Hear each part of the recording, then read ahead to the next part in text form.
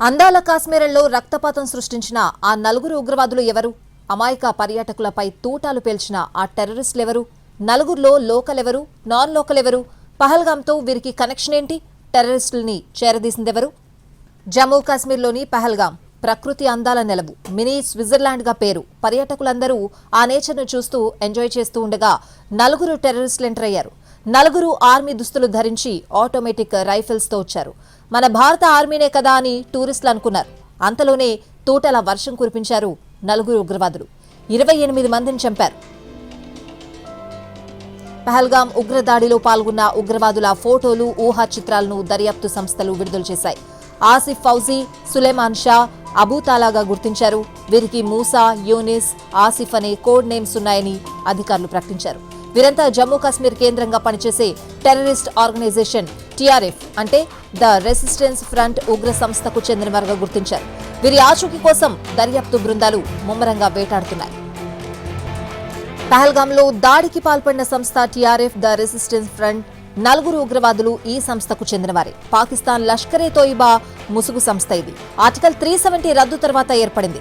Article 370 రద్దుతో స్థానికంగా అసంతృప్తిగా ఉన్న యువతకు రకరకాల ప్రలోభాలను ఎరగవేసి నియామకాలు చేపట్టింది. మొదట్లో ఆన్లైన్లో యువతను ఆకర్షించేలా రెచ్చగొట్టే పోస్టులు కూడా పెట్టేది. ఇదే అంశానికి సంబంధించిన పూర్తి అప్డేట్స్ అడిగి తెలుసుకుందాం. పహల్గామ్ నుంచి మా ప్రతినిధి రాజు లైవ్ లో సిద్ధంగా ఉన్నారు. రాజు,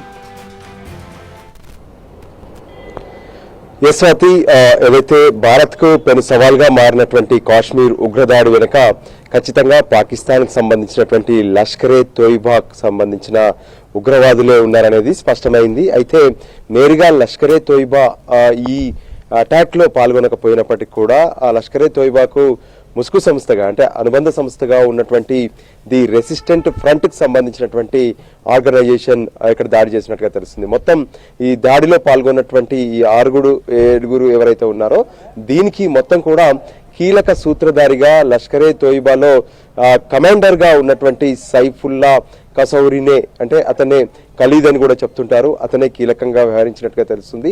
అతను పాకిస్తాన్ లో ఉన్నటువంటి లష్కరే తోయిబా అంటే ఏదైతే ప్రధాన కార్యాలయం ఉంటుందో ఆ కార్యాలయంలో తన చీఫ్ గా కూడా పనిచేస్తున్నారు. సో ఓవరాల్ గా ఆయన తన అనుబంధ సంఘాలు ఏవైతే ఉన్నాయో ఒకవైపు రాజకీయ పార్టీగా అక్కడ ఉన్నటువంటి రాజకీయ పార్టీలకు మద్దతు ఇవ్వడం, మరోపక్క భారత్ లో యువతను అంటే ముఖ్యంగా కాశ్మీర్ జమ్మూలో యువతను ఏ విధంగానైతే తమ వైపు తిప్పుకోవడం, వాళ్ళను ప్రలోభ పెట్టడం అనేది కామన్ గా కనిపిస్తుంది. గతంలో ఎప్పుడైతే 370 రద్దు కాలేదో ఆ సమయంలో పెద్ద ఎత్తున యువతను ఆకర్షించే ప్రయత్నాలు చేసేవారు. కానీ ఆ తర్వాత జరిగినటువంటి పరిస్థితులు 370ని ఎప్పుడైతే రద్దు చేశారో ఆ తర్వాత ఇక్కడ ఉన్నటువంటి ప్రజలందరూ కూడా సొంతంగా తమ పనులు చేసుకున్నటువంటి పరిస్థితి కనిపించింది.